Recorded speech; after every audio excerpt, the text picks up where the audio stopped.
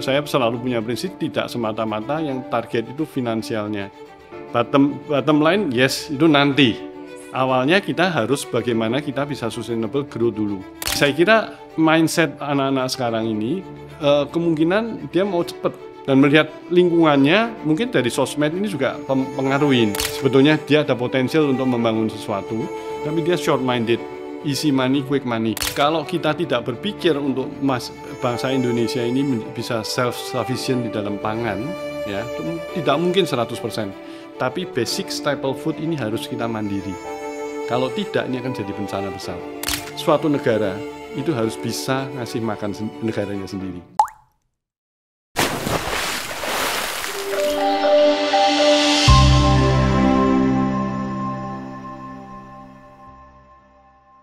Terima kasih Anda kembali menyaksikan VVIP. Sebelum kita mulai episode kali ini, saya minta bantuannya untuk subscribe supaya kami punya semangat untuk terus menghadirkan episode-episode yang lebih inspiratif lagi untuk Anda. Dan hari ini satu kesempatan yang sangat istimewa buat pribadi saya, karena kebetulan saya ada di Semarang dan diberikan kesempatan yang sangat langka untuk mewawancarai pendiri dari Cimory Group.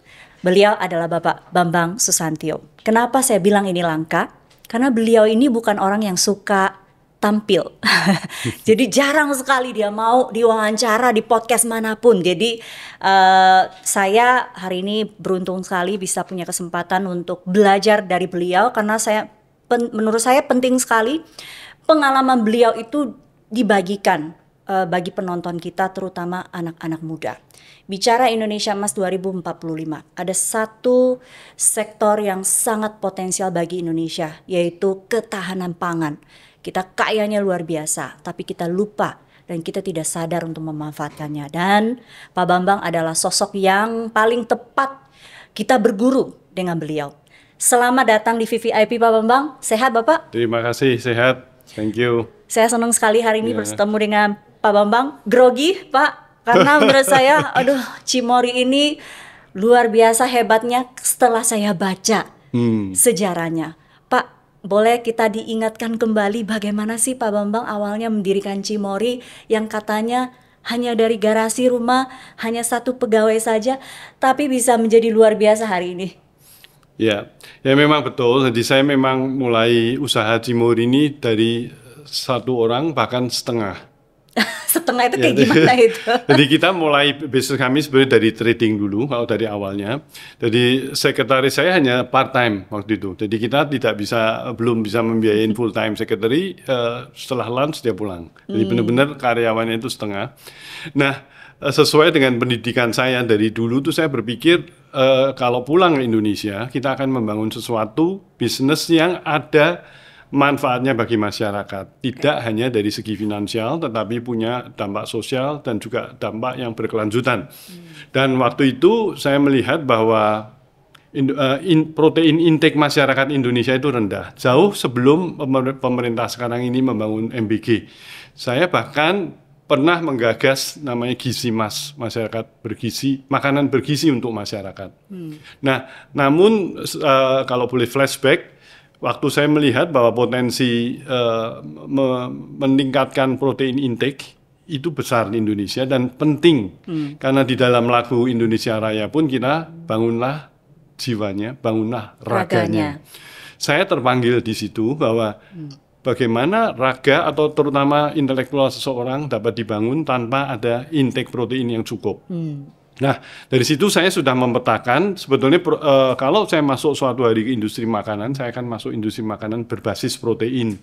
Protein itu ada 5 yang kita kenal yang bisa dicerna oleh tubuh manusia secara full, 100%, yaitu meat protein, milk protein, egg protein, soya protein, dan fish protein. Saya sudah bermimpi waktu itu, karena kami sebetulnya bukan dari keluarga industrialis atau pengusaha. Saya bermimpi, jadi ini memang base-nya ini mimpi. Bagaimana saya bisa membangun ini semua. Dan itu sudah saya petakan. Memang berjalannya waktu, saya memulai satu industri yang pertama itu adalah berbasis protein ayam, daging, meat protein. Itu benar-benar saya mulai dengan satu orang. Kita benar-benar trial, bahkan kita adalah produsen chicken nugget yang pertama. Jadi merupakan further processing untuk poultry industry yang pertama di Indonesia. Itu back then kira-kira 1993, udah lama. Nah, saya mengalami kesulitan untuk growing the business. Ya, ini FMCG. Waktu itu saya hanya membangun sesuatu dengan intuisi dan visi, mimpi. Saya mau membangun industri makanan berbasis protein. Pada saat masuk ke industri ini, saya tidak tahu bahwa untuk membesarkan suatu FMCG itu membutuhkan capital dan yang panjang. Tidak mudah memang. Bisa memulai, tapi skalanya seperti itu. Nah, ini saya bisa bercerita seperti itu, maksudnya susah untuk grow. Karena FMCG itu, istilah saya selalu, the more you grow, the more you need capital injection. Ya. Karena harus di-expand, bangun jaringan distribusi, bangun new facility, dan seterusnya, dan seterusnya. Waktu itu, seperti kita tahu, lending di Indonesia di bank itu adalah 70% dari kolateral. Itu ketentuan Bank Indonesia. Jadi bagaimana seorang yang seperti saya, entrepreneur yang tidak ada backup financial dari keluarga, bisa membangun sesuatu yang harus, istilah saya, the more you grow, you need capital injection. Dari bank nggak memungkinkan. Tapi ini bukan berarti kita discourage teman-teman yang ingin membangun industri makanan. Nanti saya bisa dapat elaborasi lebih jauh di situ. Nah, tapi kemudian saya berpikir, oke, saya harus melanjutkan bisnis ini dengan cara mencari bisnis lain yang cash business basis. Saya mulai membangun restoran, wisata, dan sebagainya yang mulai di puncak dan sebagainya. Sekarang ini kita bisnis itu sendiri sudah menjadi satu cash cow bagi kami, dan itu menunjang grow daripada FMCG kami. Ya. Nah, itu yang pertama, tadi chicken nugget tahun 1993. Kemudian saya harus masuk ke industri protein yang kedua, yaitu susu. Ya. Nah, susu ini penting, kita semua tahu. Jadi waktu itu saya hanya sederhana berpikir bagaimana membangun industri susu secara home industry. Ya. Ada koperasi di Cisarua dengan hanya 3.000 liter ya, waktu itu, per hari.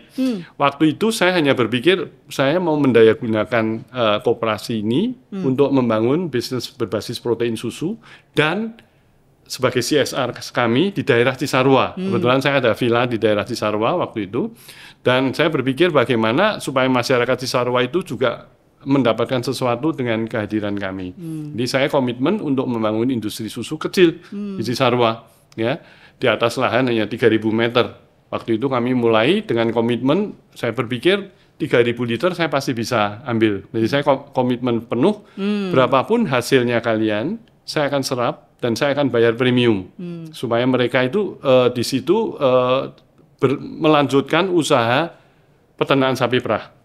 Karena sapi perah itu sudah waktu itu banyak ditinggalkan. Tadi saya suka joking dengan mereka, bahwa sapi dengan kaki 4, kenapa dijadiin kaki 2? Maksudnya gimana jadiin kaki 2? Itu mereka jual sapinya, padahal itu bantuan presiden, lalu dijual dan dijadikan ojek. Dia menjadi tukang ojek, beli sepeda motor. Jadi usaha peternakan sapi perah ini tidak berkelanjutan. Nah, saya memberikan insentif bagaimana supaya mereka dekat dengan off-taker-nya, mudah, dan juga mendapatkan harga yang lebih baik, premium. Nah, di situ saya mulai industri pengolahan susu, tetapi kita menyadarin bahwa kualitas susu di Indonesia dari peternak-peternak ini tidak bisa seperti di negara lain. Ya, saya tidak mengatakan buruk, tetapi jauh standarnya. Nah, di situ kita mulai membuat yogurt, ya, yogurt drink. Karena di dalam yogurt itu prosesnya itu dipasteurisasi, kemudian difermentasi, dan pada saat difermentasi tersebut kita menambahkan bakteri-bakteri yang baik, yang mana bakteri itu bisa overwhelm bakteri-bakteri yang ada. Nah, bisnis susu ini sesuai dengan vision saya selalu ingin membangun industri yang sebetulnya itu kita melibatkan masyarakat luas, ya. Stakeholder yang lain itu kita bina dan menjadi supplier kami. Tadi susu, ayam yang pertama, yang kedua sapi perah. Ya, kami hanya mulai dengan satu koperasi di Cisarua tadi, Giri Tani. Saat ini kami sudah membina lebih dari 12.000 peternak di seluruh Indonesia. Dengan berkembangnya Cimory, mereka juga ikut berkembang dari Jawa Barat sampai akhirnya di Jawa Timur. Dan kami juga membangun pabrik di sentra mereka. Di Jawa Timur kami ada pabrik Cimory di Pasuruan untuk menyerap susu di daerah Pasuruan. Itu jadi prinsipnya ini selalu apabila kita membangun sesuatu di Indonesia terutama, sebaiknya kita itu tidak vertical integration. Jadi kita berkolaborasi. Jadi kalau Pak Gubernur ngomong tidak bisa kita hanya maju sendiri. Ya, ini penting buat pengusaha kita supaya efek sosialnya ini pun bisa positif. Kira-kira begitu. Ini sangat smart move ya Pak, ketika misalnya kita mau expand bisnis ternyata capitalnya harus banyak dan nggak dapat akses, itu tidak membuat Pak Bambang untuk stop di situ. Tapi kemudian memikirkan caranya, akhirnya ketemu bagaimana bermitra ya dengan para peternak ini. Dari situ apa sih pelajaran yang bisa diambil oleh anak muda sekarang yang mungkin nih punya cita-cita pengen punya bisnis Pak, tapi nggak punya modal, mungkin kayak Pak Bambang dulu gitu ya, bukan dari keluarga yang very wealthy dan apa gitu ya. Akhirnya mereka patah semangat Pak. Ini saya perhatikan banyak anak-anak muda Indonesia udah sekolah tinggi-tinggi nih Pak, selesai S1 pada akhirnya ya jadi tukang ojek, ada yang jadi supir dan sebagainya. Apa pelajaran yang bisa mereka ambil dari proses yang Pak Bambang alami ini? Jadi kalau saya hanya melihat dari ruang lingkup yang saya tahu ya di bisnis industri makanan. Jadi saya juga sering encourage mahasiswa-mahasiswa di beberapa universitas, fakultas teknologi pangan, bahwa sebetulnya teknologi pangan ini sesuatu yang menarik untuk di Indonesia. Masyarakatnya, penduduknya luas besar sekali. Lalu sebetulnya hasil buminya, agriculture produknya ini banyak.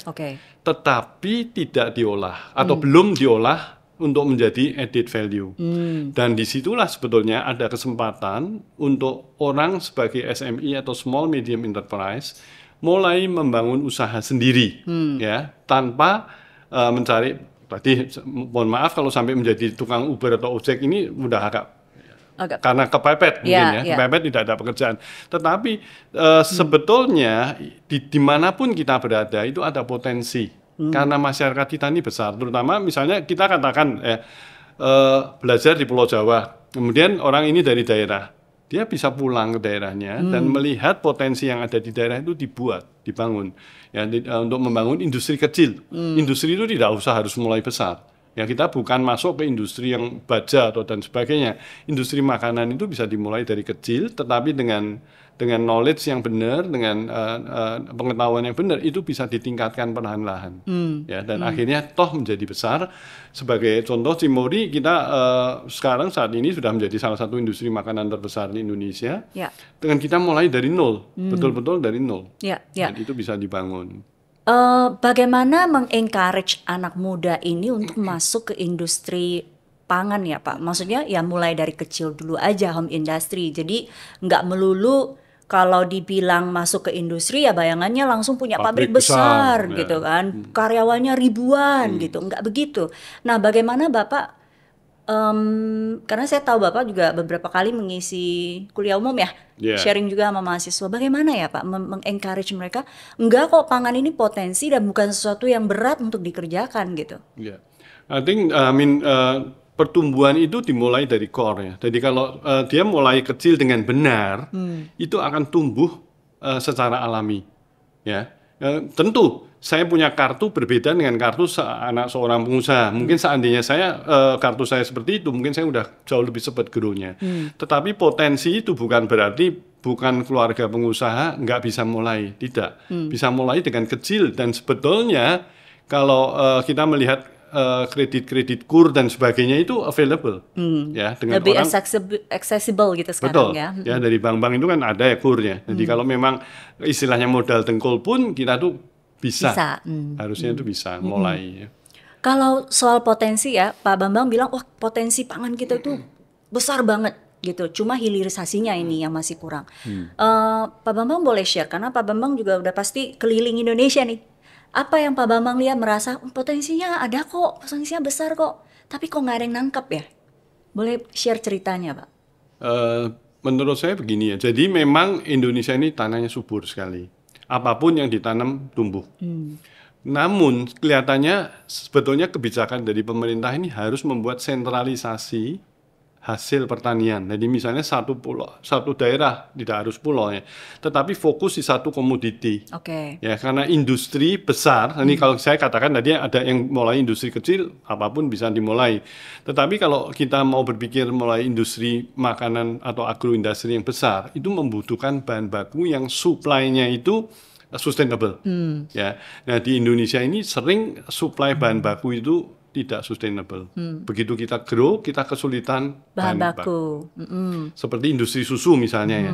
Saat ini hanya sekitar 20%, 22% itu dihasilkan dari susu segar lokal. Sisanya import milk powder. Dan itu tambah lama gapnya tambah besar. Ya, di situ. Jadi contohnya susu di mana-mana pertanahan ada, tapi tidak ada yang fokus di satu daerah. Lalu coklat, tadi saya juga ada bicara bahwa coklat misalnya di Pulau Jawa ini orang menanam coklat banyak sekali, ya. Tetapi industrinya tidak ada. Adanya di Sulawesi kebanyakan kan, atau ada di Jakarta. Tetapi jadi sebetulnya ini memang harus ada fokus di satu daerah, hero produknya ini apa, kalau mau menjadi besar, bermain sebagai besar. Tapi kalau kembali lagi tadi sebagai skala kecil, itu raw materialnya available di mana-mana sebetulnya. Mau cari pisang ada, mau cari sayur diolah secara kecil dulu, itu bisa. Cuma yang kita butuhkan itu adalah jaminan bahan bakunya juga, begitu ya, sehingga bisa sustain gitu. Kalau kita grow ya tentu bahan baku ini harus ngikutin ada gitu. Bicara potensi, saya dengar Cimory lagi melihat ada satu potensi nih, yaitu herbal tradisional Indonesia ya, Pak. Karena kita taunya kalau misalnya bicara herbal ya, terutama ya kita banyak lah minuman-minuman herbal, suplemen gitu ya dari Tiongkok begitu ya. Mereka udah begitu matang sekali industrinya, packagingnya udah sangat bagus begitu. Kalau Indonesia ini bicara herbal, ada potensi nggak Pak? Herbal itu sebenarnya 70% dari herbal yang ada di dunia itu ada di Indonesia. Ini data statistik. Tadi Sumi katakan Tiongkok banyak herbal Chinese medicine besar sekali. Korea, ginseng, ya, China itu ada Tongzhongzhao dan sebagainya, harganya luar biasa. Sedangkan di Indonesia, kalau kita bilang jamu herbal, yang lalu itu sebagai medisi obat. Ya. Memang obat saat ini sudah nggak mungkin lagi kalau kita bilang orang infeksi ya harus antibiotika, nggak mungkin lagi dengan jamu. Tetapi potensi jamu sebagai profilaksis atau pencegahan penyakit, ya, sebagai imun booster, ini luar biasa. Ya, karena itu orang generasi kita yakin bahwa jamu itu sehat, ya, tetapi tidak available secara nasional saat ini.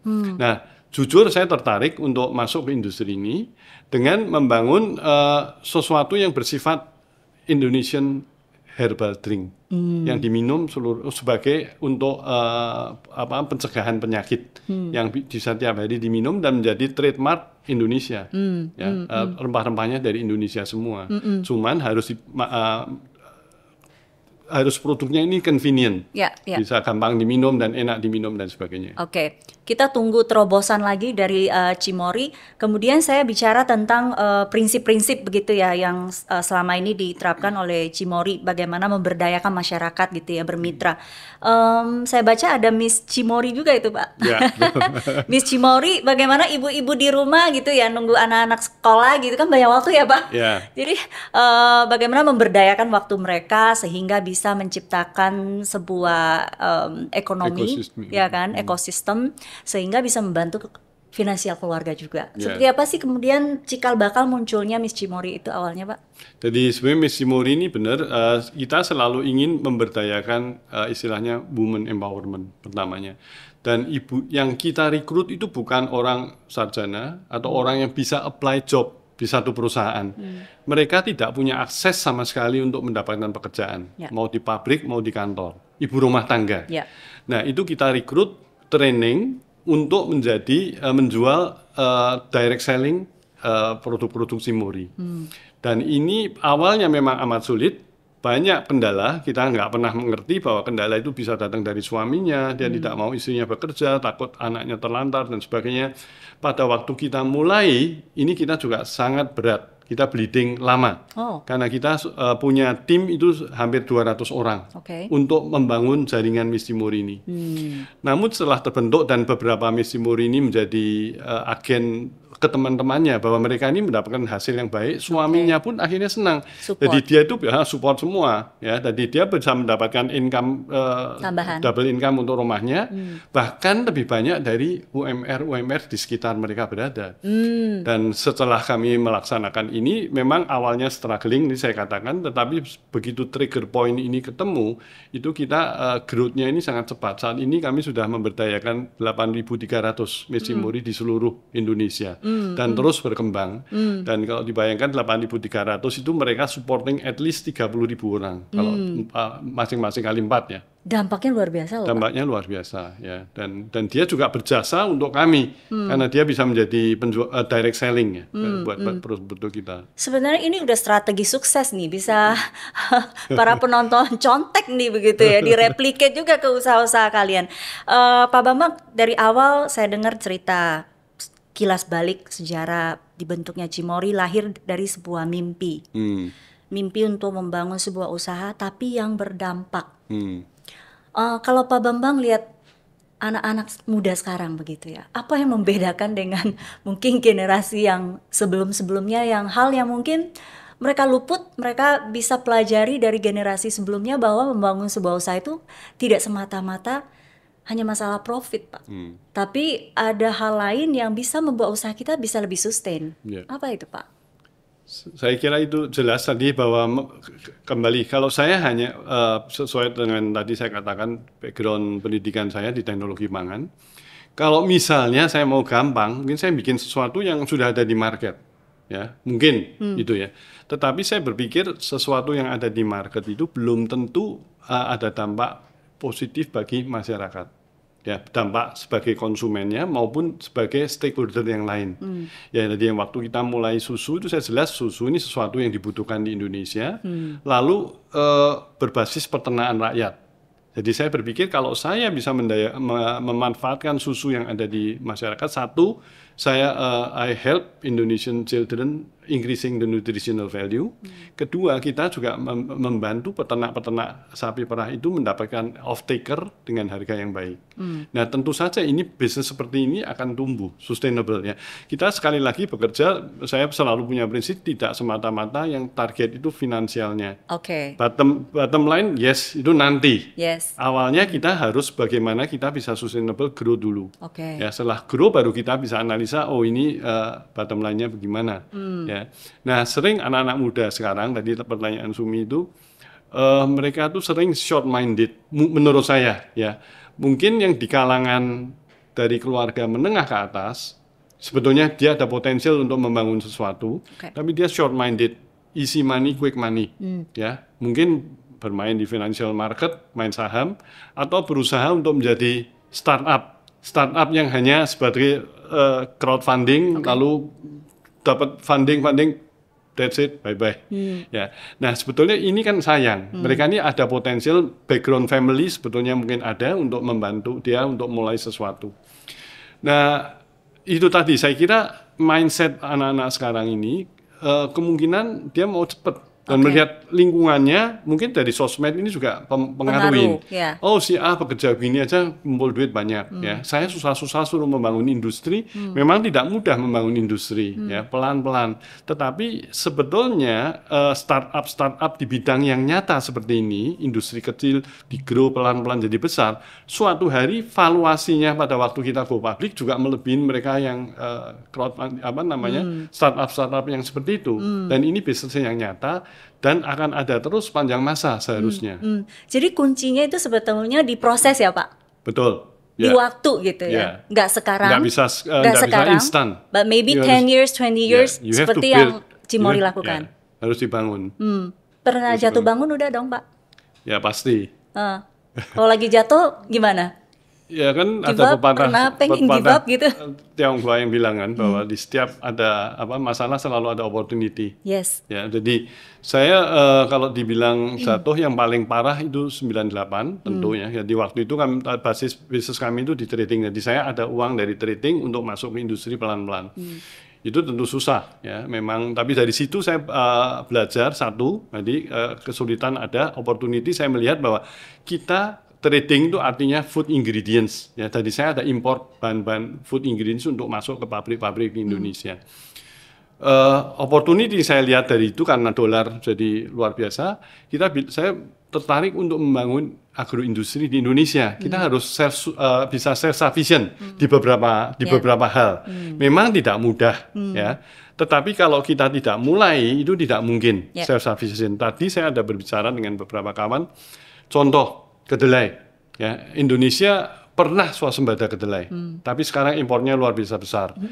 Kalau hanya dilihat dari harga kedelai lokal Indonesia itu 17-18 ribu, impor dari Amerika maupun Brasil di 11-12 ribu. Tentu semua orang berpikir mengambil yang murah untuk mengaduk tahu tempe. Tetapi saya berpikir agak lain. Jadi saya sedang membangun satu industri baru berbasis protein kedelai, industri saya yang kelima tadi. Saya memakai atau sebisa-bisanya memakai kedelai lokal dari Jawa Tengah, dari gerobokannya. Meskipun harganya lebih tinggi. Tetapi saya berusaha untuk menarik mereka, ini saya ada off-taker. Kamu tanam. Ya, buat kita, we buy 17.000, 18.000, tapi kan sebetulnya kita juga margin kita tuh ada untuk jual, nggak ada masalah gitu loh. Tapi dengan berbuat begini, kalau ini proyek ini berhasil, tentu mereka terangkat dan masyarakat di sekitar kita itu terus mendorong kita sama-sama. Again prinsipnya itu ya, maju bareng-bareng. Maju bareng-bareng, nggak bisa dewe-dewe tadi, bener. Bisa dewe-dewe, nggak bisa sendiri-sendiri. Sendiri-sendiri, ya betul. Kolaborasi itu tadi. Kolaborasi itu penting. Cimory berapa tahun belakangan ini pertumbuhannya luar biasa pesat. Puji Tuhan. Pak Bambang masih in charge penuh di Cimory sekarang? Atau sudah mulai pelan-pelan ke anak? Ya, jadi ini pertanyaan yang sering ditanyakan orang. Jadi sebetulnya saya pribadi sudah mulai turun pelan-pelan ke board of BOC di komisaris, dan anak saya yang melanjutkan di operationnya, di BOD-nya.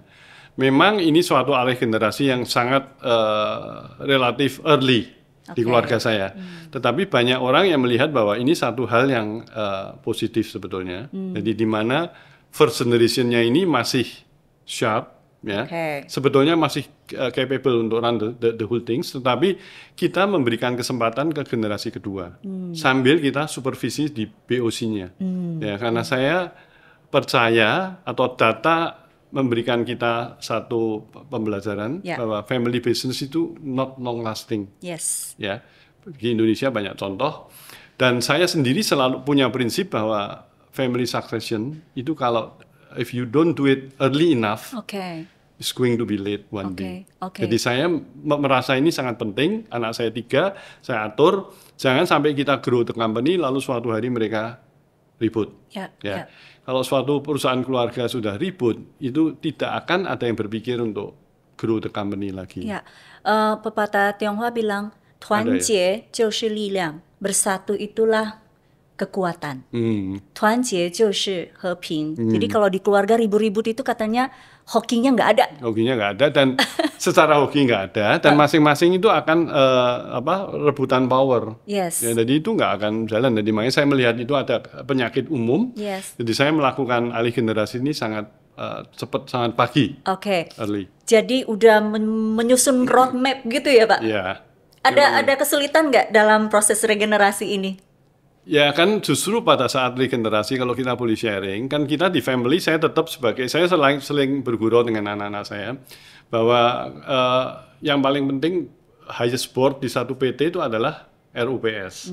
RUPS adalah siapa yang pegang saham paling tinggi. Nah saat ini kan saya yang pegang saham paling tinggi, jadi let them run the semuanya, tetapi keputusan-keputusan major itu mau nggak mau di RUPS dan masih di saya dalam hal ini ya. Dan ini lebih memudahkan mereka untuk tidak sampai terjadi konflik. Kalau antar mereka sendiri itu lebih sulit. Tapi ini sudah mulai diarahkan begini-begini, tetapi keputusan itu jelas ya RUPS. Karena kenapa penting kita membahas tentang keberlanjutan dari family business, karena memang mayoritasnya ini memang mendukung menjadi tulang punggung ekonomi Indonesia. Ya kan, Indonesia mostly adalah family business. Tapi data bilang bahwa biasanya berhenti di generasi ketiga, Ya. dan itu hanya 13%. Ya. 3% baru bisa lolos sampai generasi keempat. Bapak percaya nggak sih kutukan generasi ketiga? Ini sebetulnya bukan kutukan, tapi unprepared tadi ya, Oke. nggak disiapkan. Jadi sering generasi pertama itu hanya drive the business, waktunya habis. Ya. Memang benar, saya pada suatu saat pernah berpikir, ini nggak bisa lagi. Saya waktu mulai bekerja, itu telepon tidak pernah berhenti. Ini contoh saja ya. Tapi pada satu titik saya bilang, ini harus ada delegasi, mulai satu demi satu. Demikian pula memikirkan sustainability dari satu perusahaan keluarga. Kalau tidak dipikirkan awal, itu kalau kitanya sendiri sibuk, nggak mungkin bisa berpikir. Kalau kita bicara dengan bankers semua tahu ini penyakit ini adalah penyakit umum. Jadi bukan kutukan, secara kutukan ya. Bisa dijelaskan Bisa secara dijelaskan logika. dan bisa disiapkan. Kira-kira gitu. Yang sering itu orang tidak sanggup atau tabu untuk mempersiapkan. Ya di dalam family business Chinese community terutama, wah saya nggak mau bicara, saya kalau sudah nggak ada gimana. Kan sering begitu ya. Itu adalah sesuatu yang salah menurut saya. Oke, jadi mindsetnya salah. Justru Harus dipersiapkan mumpung masih ada dan masih ada power. betul, masih sharp pikirannya gitu ya. Oke. Pak Bambang, tadi saya cukup impress dengan Pak Bambang tadi bilang, saya kemarin punya cita-cita membangun industri berbasis protein. Is very loud and clear. Kadang-kadang kita mau memulai sesuatu itu nggak bisa seperti itu, Pak. Sejelas dan sedetil itu gitu. Saya mau ngapain gitu. Gimana caranya Pak Bambang bisa set the goal loud and clear seperti itu sih? Mungkin gini ya. Jadi saya waktu mempunyai goal itu, saya melihat bahwa kalau kita masuk ke industri yang orang lain udah besar-besar, katakan instant noodle atau snack atau minuman, aqua dan sebagainya, who were me? Ya, saya kan bukan siapa-siapa. Nggak mungkin kita bisa masuk di industri yang mereka udah besar-besar. Kita harus mencari niche market yang kita yakin itu bisa grow. Dan pada saat saya set the goal kita mau masuk industri makanan berbasis protein, itu kita satu-satunya di Indonesia. Dan saat ini masih hanya kita yang fokus di industri makanan berbasis protein. Setuju. Cimory itu hanya itu. Jelas saya ada industri mau masuk herbal dan sebagainya, tapi itu bukan under Cimory. Ya. Ya, saya melihat ada potensi lain kita masuk, tetapi Cimory sendiri misinya jelas membangun meningkatkan protein intake masyarakat Indonesia. Intuisinya tajam ya, Pak? Ya, melihat ada peluang. Mungkin begitu ya. Jadi intuisi ini juga ya peluang kita melihat kan. Jadi kita kalau melihat lalu dipikirkan, dianalisa, mungkin itulah salah satu cara untuk generasi muda itu. Peluang itu ada di mana-mana, saya yakin. Ya, kita melihat semua orang punya mata yang sama, melihat yang sama. Tetapi mungkin yang harus ditajamkan ini daya analisanya. Ya, itu kita penting yang bagi generasi muda ini. Saya sering ngomong, kita kalau ke luar negeri, sama-sama ke luar negeri, banyak orang melihat, oh ini bagus ya bisnis ini. Tapi dia hanya melihat bisnis ini bagus. Bagus ya. Tapi kenapa nggak kita coba implementasi di Indonesia misalnya? Niru kopi nggak masalah, tapi kopi and improving. Kira-kira begitu. Iya, ya. Pak Bambang, Pak Bambang sukses mengembangkan Cimory, seorang pengusaha yang sukses yang tidak hanya memikirkan angka ya, tapi juga impact terhadap sosial. Apa prinsip yang paling utama yang selalu Pak Bambang pegang dari detik pertama memulai usaha ini sampai hari ini, yang mau zaman berubah seperti apapun, pokoknya saya memegang teguh prinsip ini? Ada nggak, Pak? Ada. Apa itu? Jadi value ini menjadi value keluarga kami. Kita di dalam berbisnis, kalau satu orang komplain mengenai kami, apakah itu terutama dari sisi supplier dulu ya, kita sebagai industri sekarang, saya selalu menekankan ke tim kami, jangan sampai ada supplier kami itu yang komplain. Apakah kamu ingkar pembayaran atau term of payment harusnya 1 bulan jadi 2 bulan dengan segala cara. Kemudian itu yang pertama. Yang kedua, dari segi konsumen juga kita harus tentu tidak bisa bilang tidak ada yang komplain. Kalau konsumen Indonesia masyarakat begini luas kan. Tetapi kita harus yakin produk yang kita buat itu cucu saya pun makan. Itu jaminan mutu. Jadi anak saya kasih tahu, kamu kalau produksi sesuatu kelak harus anakmu dan juga cucumu makan. ini jaminan mutu. Jadi nggak mungkin kita kalau sesuatu yang nggak yakin, saya nggak akan makan untuk cucu saya atau anak saya. Dan itu value-value yang kita tanamkan. Intinya produksi sebaik mungkin, tetapi juga tidak boleh merugikan atau membuat orang lain itu dirugikan lah. Okay. Supplier ditekan dan sebagainya. Ini kan banyak cerita seperti itu ya. Harus fair play, fair price. Itu yang saya istilahnya kalau kamu bikin sesuatu, kalau kamu sendiri nggak mau makan, ya percuma. Ya, masa kamu mau kasih ke orang lain makan, gitu ya. Itu value dari Pak Bambang dalam jalani bisnis. Ada nggak value yang dari orang tua turun temurun yang dari kecil udah di brainwash, udah dicekokin dari kecil. Kamu besar harus kayak gini gitu. Ada nggak yang kemudian membentuk Pak Bambang hari ini? Kenapa saya pengen belajar gitu? Karena menurut saya ya Pak Bambang ya salah satu pengusaha sukses yang banyak kita bisa belajar dari Pak Bambang. Apa Pak? Value-value yang turun-temurun ada nggak? Gini, jadi kalau saya kira ya, kaitannya kalau kita tuh mau menjadi pengusaha atau entrepreneur, itu memang saya tidak mengerti apakah ini jin, bawaan, atau pendidikan. Ya, menurut saya ini keseluruhannya bergabung. Ya, jadi dari keluarga yang sama, mungkin DNA-nya sama, tetapi ada yang jadi pengusaha atau tidak. Ya, dari kami sebetulnya dari kakek saya, engkong saya itu pengusaha, tapi nggak sukses. Pengusaha macam-macam luar biasa, entrepreneur, dia entrepreneur sejati, dia ada di Jawa Tengah, di Seragen, dia bisa bangun pabrik minyak sawit, pabrik mercon, pabrik penggilingan, besar usahanya. Tetapi dia lacking on management. Ya, jadi akhirnya habis total dan pilot, zaman Belanda udah pilot. Nah, berarti sebetulnya kalau dibilang secara DNA ini mungkin saya ada. Lalu orang tua saya, papa saya itu profesional di satu perusahaan farmasi BUMN, seumur hidupnya sampai pensiun. Jadi kalau dibilang saya ada DNA pengusaha, mungkin ada. Tetapi di dalam pendidikan sehari-hari itu mungkin penting sekali, dan saya merasakan mami saya, ibu saya itu selalu tadi dibilang nyekoin, tapi bukan nyekoin, dia itu selalu encourage kamu suatu hari kalau bisa jangan jadi profesional. Mohon maaf, kita tidak mengecilkan unsur profesional ya, tetapi dia selalu mendorong kita untuk jadi pengusaha. Meskipun dia tidak membawa kita modal apapun, tetapi dia memberikan hitungan-hitungan, nih kamu kalau jadi pengusaha seperti ini kira-kira.